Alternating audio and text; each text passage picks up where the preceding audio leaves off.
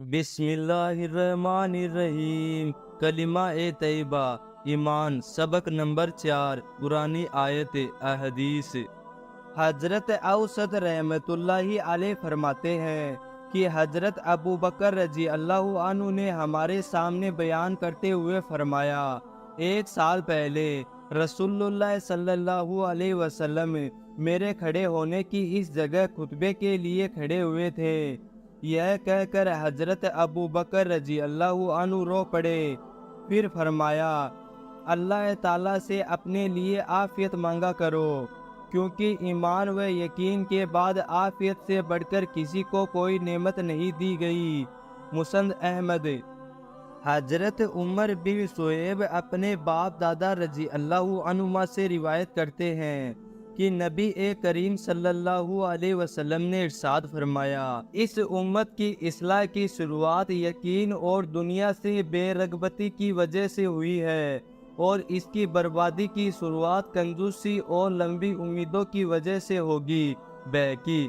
حضرت عمر بن خطاب رضی اللہ عنہ سے روایت ہے کہ رسول اللہ صلی اللہ علیہ وسلم نے ارشاد فرمایا، اگر تم اللہ پر اس طرح بھروسہ کرنے لگو جیسے کہ بھروسہ کرنے کا حق ہے، تو تم کو اس طرح روزی دی جائے گی جس طرح پرندوں کو دی جاتی ہے۔ وہ صبح کو خالی پیٹ نکلتے ہیں اور شام کو بھرے پیٹ واپس آتے ہیں۔ ترمذی۔ حضرت صالح بن مسمار اور حضرت جعفر بن برقان رحمت اللہ علیہ فرماتے ہیں کہ رسول اللہ صلی اللہ علیہ وسلم نے حضرت حارث بن مالک رضی اللہ عنہ سے پوچھا، حارث تم کس حال میں ہو؟ انہوں نے عرض کیا، اللہ کے فضل سے میں ایمان کی حالت میں ہوں۔ آپ نے معلوم کیا، کیا سچے مومن ہو؟ انہوں نے عرض کیا، سچا مومن ہوں۔ آپ نے فرمایا، سوچ کر کہو، ہر چیز کی ایک حقیقت ہوتی ہے، تمہارے ایمان کی کیا حقیقت ہے؟ یعنی تم نے کس بات کی وجہ سے یہ طے کر لیا کہ میں سچا مومن ہوں؟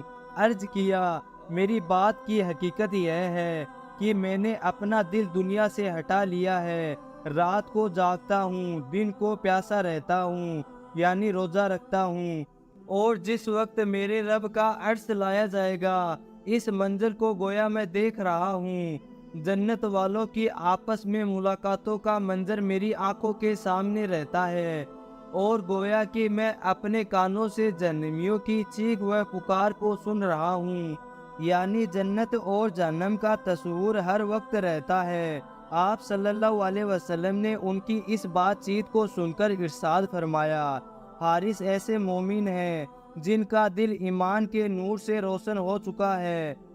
حضرت معیذ رضی اللہ عنہ سے روایت ہے کہ رسول اللہ صلی اللہ علیہ وسلم سے معلوم کیا گیا کہ اعمال میں کون سا عمل سب سے افضل ہے۔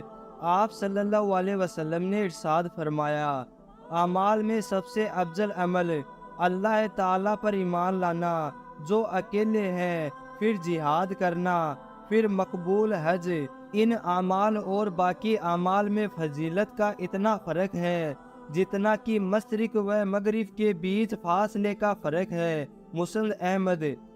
حضرت ابو امامہ رضی اللہ عنہ فرماتے ہیں کہ رسول اللہ صلی اللہ علیہ وسلم کے صحابہ نے ایک دن آپ کے سامنے دنیا کا ذکر کیا تو رسول اللہ صلی اللہ علیہ وسلم نے ارشاد فرمایا، غور سے سنو، دھیان دو، یقیناً سادگی ایمان کا حصہ ہے، یقیناً سادگی ایمان کا حصہ ہے۔ ابو داؤد۔ فائدہ، اس سے مراد تکلفات اور جیب و جنت کی چیزوں کو چھوڑنا ہے۔